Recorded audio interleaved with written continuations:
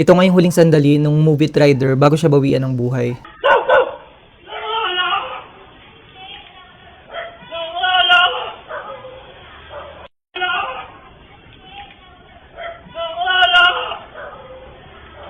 Sobrang nakakalungkot kasi maririnig natin na humihingi siya ng tulong ng saklolo sa ibang taong nasa paligid. Siya nga yung movie rider na hinold up, kinuha yung motor at pinatay ng isang lalaking nagpanggap na pasahero. Makikita nga natin sa video na pagbaba ng pasahero, inundayan agad ng saksak ng kriminal na to, yung movie rider.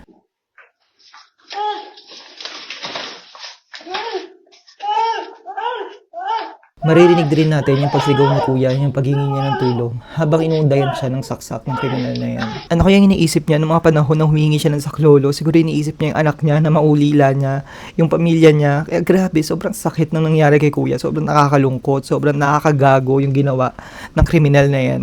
Nagsalita na nga rin yung kriminal na to na nadala lang daw siya kaya niya napatay yung movie rider. Pero kapag pinanood mo tong video na to, hindi pagbaba mo pa lang, inundayan mo na ng saksak yung lalaki. So intention mo talagang patayin yung rider. Intention mo talagang kitilan siya ng buhay para lang manakaw yung motor niya.